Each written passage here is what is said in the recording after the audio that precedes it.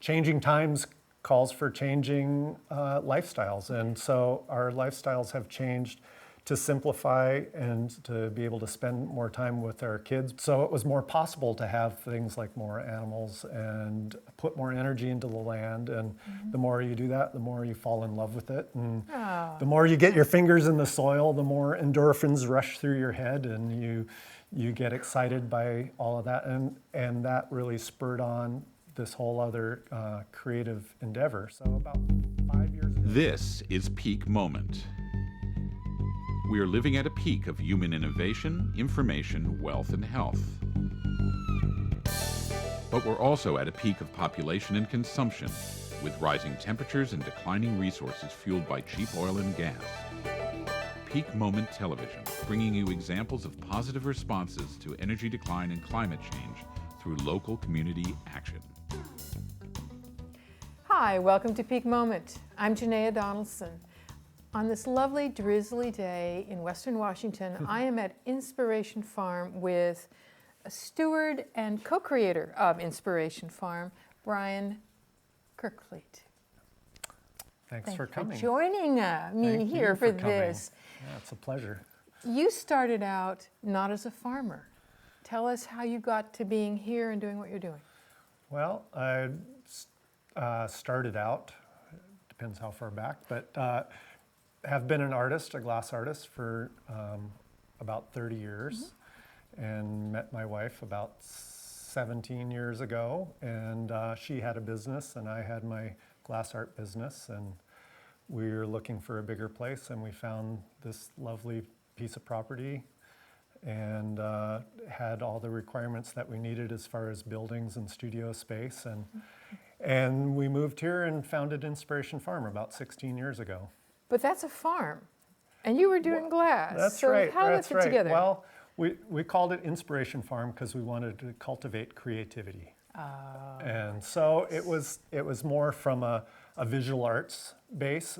She had a jewelry business, and I had my glass art business, and we taught workshops, and we did different classes and seminars and invited the public to see, and we did shows and all that kind of stuff. And little did we know that eventually it would become a farm. So it wasn't just a farm to farm inspiration, but a farm for food. A farm. And life. Yeah. And we were fortunate enough to move here on the tails of the previous people that stewarded this land for 30 years. And they had put in fruit trees and some of the annual garden beds and stuff. So we had a foundation to work from. And from the first years we were here, we always had a garden and some chickens, but simple and didn't take it super seriously. Just enjoyed, it was more of, a simple, let's have a little garden, let's have a lettuce patch. Kind of a hobby, more a hobby kind of hobby thing. Garden. Well, it's certainly not that now. It isn't. It has changed dramatically. Tell us about that. And tell us what you have here, too, now. Yeah.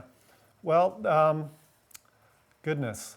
A lot of things have brought around a change, both in our mindset and our relationship with the land and our relationship with the community and our relationship with the idea of Inspiration Farm and how changing times calls for changing lifestyles. And so our lifestyles have changed to simplify and to be able to spend more time with our kids. Before we'd travel a lot to do shows and stuff, so we wanted to be home more. And that just made it so it was more possible to have things like more animals and put more energy into the land. And the more you do that, the more you fall in love with it. And the more you get your fingers in the soil, the more endorphins rush through your head, and you get excited by all of that. And that really spurred on this whole other creative endeavor. So about 5 years ago, somebody gave us a goat. And that was kind of like pulling the finger out of the dike for animals. So and our kids fell in love with it, and our kids have been doing 4-H with the goats and so forth. But since that time, about 5 years ago, we've gotten a cow, have had pigs, turkeys, sheep, And so we use the animals in rotational tasks or duties around the property and utilize their best ability to perform different functions. I'm with Alexandra and Rosalie, who are Brian's wife and daughter. And who's this, Rosalie? This is Romeo. Romeo? He's my pack goat for 4-H. Pack goat. What does that mean? That means I can bring him on trails and hikes, and he'll carry some of my stuff. Really? Have you done that? No, but we might. So you brought him to 4-H. What was that like? Really, well, what we end up doing is the fair, and it's really, really, really fun, and we get to show goats. Did he behave? Yeah. Really? Are you going to Yeah. do it again? Yeah, next year. With Romeo or with some? Do you raise another? Do you raise another goat? Well, I have 4 goats, and so I'm gonna do it again with them. Fabulous. Oh, I hope. Have you won any ribbons yet? A lot of them. Serious? Well, good luck. And trophies. Wow, you ought to be a proud mom Yeah, here. they win cash too, so she's also hey. motivated by that. That's. So tell me, we were learning that all the animals you have here have a function. You use them as part of the animal. So what are goats good for? Goats are good for a number of things. First of all, they're very personable, so they're great pets, more than like sheep, which are sort of skittish. Like they're sort of like dogs, and if you bottle feed them, they can follow you around. And this is a Nubian goat, and he is a dairy breed, although he doesn't give milk because he's a boy. But the females give milk, so we make really yummy garlic goat cheese that we like. Yes. And we also eat them sometimes, and Not so him. the boys usually end up with that fate. Okay. And they're also good brush clearers. Like we had some pigs in an area with a bunch of blackberries, and it was pretty thick, so we put the goats in there first. We made the pen, put the goats in, let them eat the leaves down, and then put the pigs in. Really, even thorned things? Yeah, it doesn't slow them down. But it's interesting because Wow. they don't prefer thistles, but they'll eat blackberries and other thorny things like roses. They love it. Wow. So everybody has their part. That's what I hear. Yeah. Is that all the animals? I want to go back to the animals Yeah. for a second, but I want to say, if somebody were touring this place with you, kind of give them a sketch for what they would find on Yeah. your land, including, and then get to the animals. Okay, well, animals are a portion of it. Okay. We still hold very dear our creative lifestyle. So the creating with glass, creating with innovative tools, just working with the landscape in creative ways, working with plants in creative ways, and the animals as well. And so through careful observation and stuff, we realize, hey, we can make this work in a simpler, more creative way that works well with the landscape and with our time commitments and so forth. So we have quite a area in orchards. We have about an acre or so in annual, maybe a little bit more, in annual beds, vegetable beds. Okay. We do a lot of experimentation with different grains, trying to find out what's the best grains that grow in our region. So what kind of grains have you been trying? I did 6 different varieties of overwinter wheat last year. I did a second year on barley trials I did 28 varieties last year, and we boiled it down to 16 this year. Wow. And then I have about 26 varieties of hullus oats in this year as well to see which do well. And these are seeds that I got through a friend that he gathered them from all over the world. He spent 5 years writing to all the different agricultural institutions from Nepal, China, Russia, Venezuela. And so they're all the highland, dry, analogous climates to here. So you're taking on kind of a stewardship, actually. If you're trying to find what works well in your climate and your soils and so on, you're looking at kind of resilience for, your farm or for this area. For this area, I find we've had a number of different people come and help us with those particular. They're very intensive as far as like research and documentation and trying to keep track of everything. And saving the seed properly and all that stuff. So I do have help with that. And so I really look at it like a community endeavor in some ways. And that's part of what Inspiration Farm's about, is a place to do these petri dish trials on different things. We've experimented with biochar. We've done Biochar. biochar. Tell people what it is. Biochar is char that essentially it's biomass that's burned in a low oxygen atmosphere to make a charcoal. Okay. But all right. that is just charcoal. So then we take that charcoal and we biologically activate it through a composting process to instill it with fungi, bacteria, all the whole host of soil organisms that will enrich it. And the carbon, being carbon, bonds with all kinds of other organic nutrients. And so it'll hold water, it'll hold nutrients until a plant root hair comes up to it and says, I need a little bit of that nitrogen, or I need some of that phosphate. And then they're able to access that. So you partly do it to make the soil richer, is that right? As well as sequester carbon? Yes. Ah, okay. Yes, it does both of those things. Okay. And the third part of that is I'm very interested in char as a form of wood gas. Being a glass artist, I use a fair bit of gas. And so as a possibility, as an alternative fuel source, the wood gas is a very real possibility. Being a glass artist, I'm acutely aware of how much fuel it takes to do certain things. And so I used to blow glass almost year round.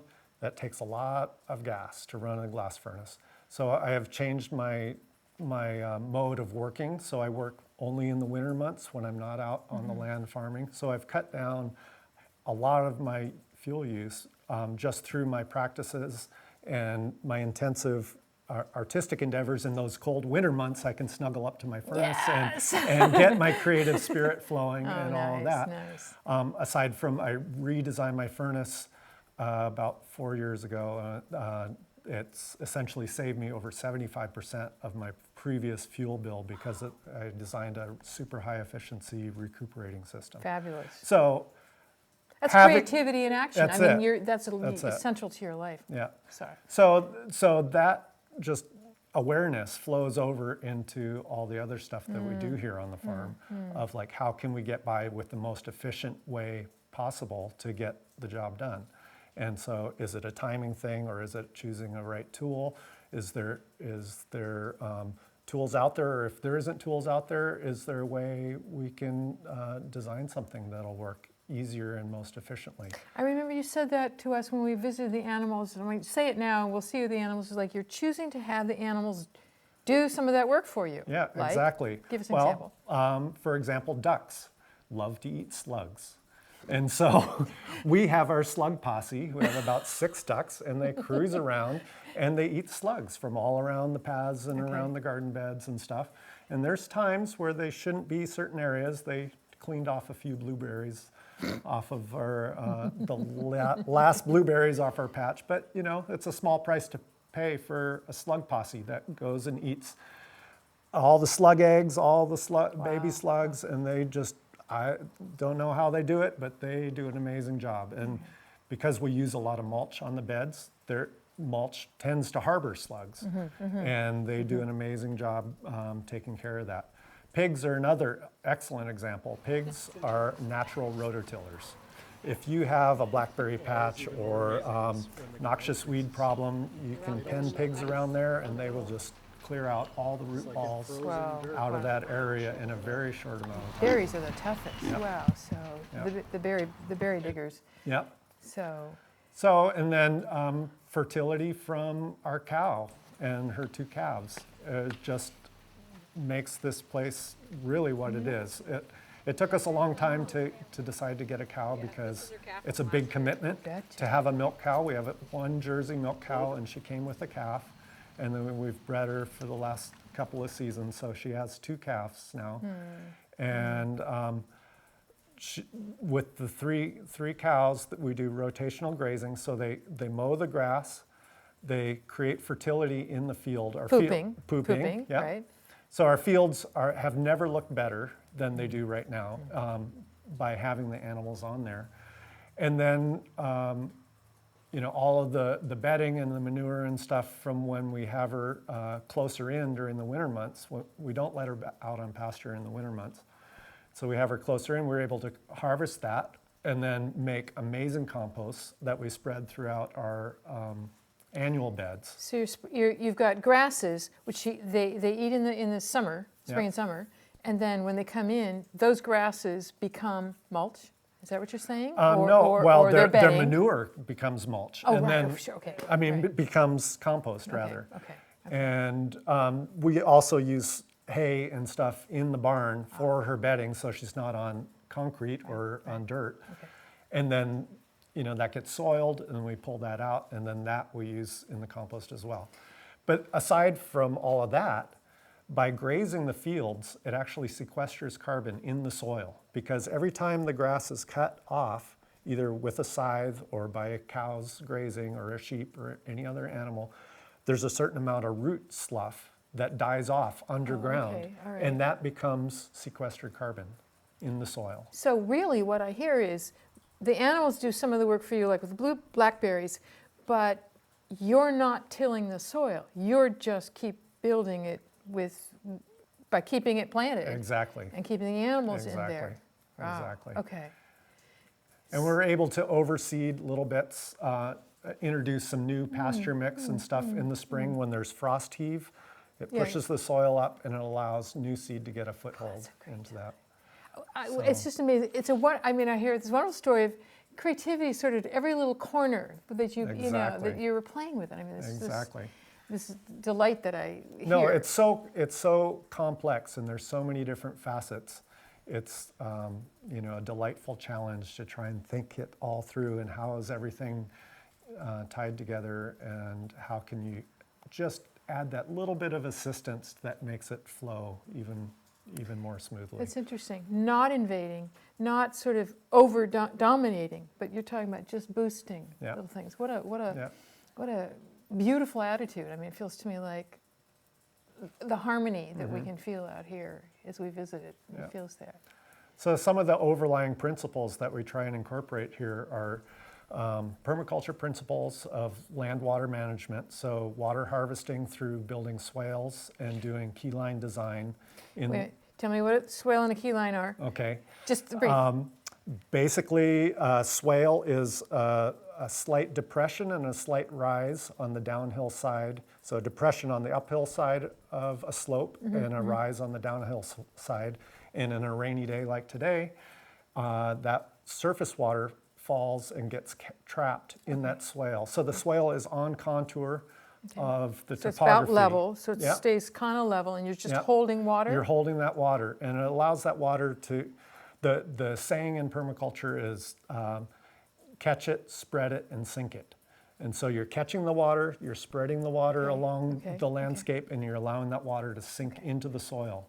The soil is the largest holder of water out there. It holds more water than all the lakes and rivers combined. Wow. And so if you're able to capture that water as it moves across your landscape, then you, basically you can get by with very little irrigation. And then the other real important things that we've been doing in the last 3 years is, 3 to 4 years, is biodynamic practices. So in biodynamics is a philosophy that was laid out by Rudolf Steiner, who also founded the Waldorf schools. And it's very hard to put it in a nutshell, but if I have to, it's basically treating the whole farm or the whole land as a single organism. So it's taking everything and looking at how best to create a symbiotic relationship between all the elements on the landscape. There's so much more to it, and some of it makes a lot of sense, like companion planting and using compost teas and planting by the moon or the cosmic forces, so to speak. And then some of it gets way out there into the real etheric, airy-fairy kind of stuff. But I've really embraced a lot of these practices, having seen well-established biodynamic farms and the abundance that is just pouring forth from those farms. It would is seem just to me amazing. that, like any good science, you'd observe, you would try things, you'd experiment, you'd find out what the results are, and even if it seemed like they were airy-fairy practices, if they're giving you results Yeah. that matter, then Exactly. you may not understand why or how, Exactly. but it's worth doing, worth knowing Exactly. about. Exactly. And the example when I talk to people about planting by the moon phases, for yeah, instance, you go, well, the moon phase affects the tides. Sure. The tides are water. Plants are water. How could it not affect the plants?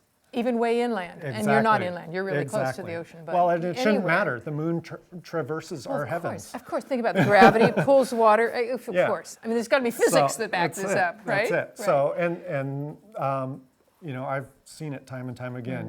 You plant a root vegetable on the right time of the season, it like springs forth really fast. You plant it off, and it just takes weeks and weeks to come up. Wow. So, You got your results. yeah, right It works. there. Yeah. So, and we're very, very new to really implementing a lot of the biodynamic practices.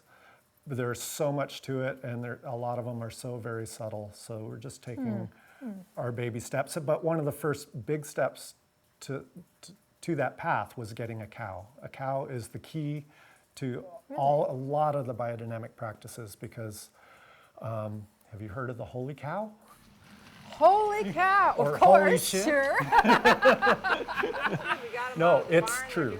The cow is the queen of fertility, produces all that nourishing milk, all that loving energy. You look at a cow's eye, she's just, Yeah, you melt. Yeah. Yeah. yeah. So she is doing that for our land, and we're able to. And your family. And I our mean, family. I see that. It's yes. like she's nourishing Well, all of we you are in a way. part of the organism Oh, right. called the farm. Oh, right. And so is okay. the cow, and so are all the plants, and so are all the other animals, and the worms, and the bugs, and the bees. And Nice way to look at it. Yeah. I mean, I get that sense. It's like, well, you know, so they ate the blueberries, but, you know, they ate the slugs. I mean, this friendly co-inhabitation that yeah, you all are doing. yeah, exactly. Sweet, sweet. Well, I want to go visit the animals. Yeah. And you had mentioned a composting shower, which Oh, I'd we've never got- heard of before, so we definitely Well, want to it's see not those. a composting No. shower; it's a compost-heated shower. Ooh, okay, all right, okay. So, Janaea, this is the compost-heated shower, and we use compost for all kinds of things.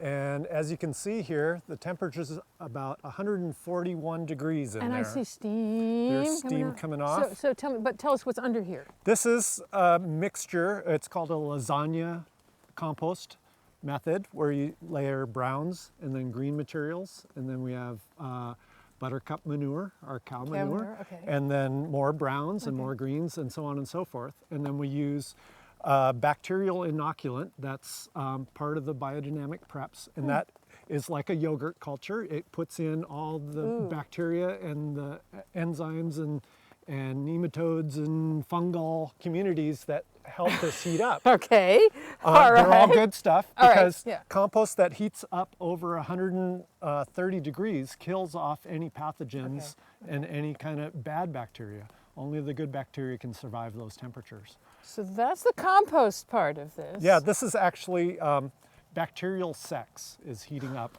the hot water. They're just Bacterial sex, ooh, they're hot. procreating. Brian, how does the water get hot? Well, the cold water runs in a hose down Okay. low. It circles around in the pile and comes out the top hot, and that flows back to the shower. Okay, so you come in and turn on the hot water and you get a hot shower? Yeah. Nice, And- sweet. And right now it has burlap, but we planted all kinds of edible fruit, kiwis and grapes and blackberries all around here. So in a few years it'll all be grown up. Well, Oh, here's a customer now. hey. Enjoy your shower. Thanks. Ooh, I can see the steam rising. Wow. Super hot. It's really nice. Brian, your glass is just magic. It's just a wonder world to be in here. and feel the Thanks. creativity. And Yeah. tell me, what is it like working with this medium and then your world outside? Well, this is very, very dear to my heart, and I love having my creative time in the colder winter months. And glass is such a magical material. It has so many fine nuances and is so melded with art and science and alchemy and spirituality and just fluidity and all of those things wrapped into one. And so I just love the process, the creating, but I also love the process of working with glass, a fluid material, something that's, you see here on the shelf, it's frozen. Its frozen state. When it's alive is when I'm working it, and then it's moving and responding to my interactions. And so, as much as I cherish working with the glass in the winter months, I also cherish working on the land with the natural systems, because those have all of those qualities, even more so. Really? Of the magic, the alchemy, the science, the subtle understandings, the subtle nuances of interrelationship. It's even more challenging than Wow. working in this medium. So you're a creative alchemist in glass and in earth systems, living systems. What an inspiration to all of us. It provides a way to just walk through your life and share love through visual beauty or through a nourishing meal. Thank you for that. You're watching Peak Moment, Locally Reliant Living for Challenging Times. I'm with Brian Kerkvliet. Join us next time. Thanks. Thank you.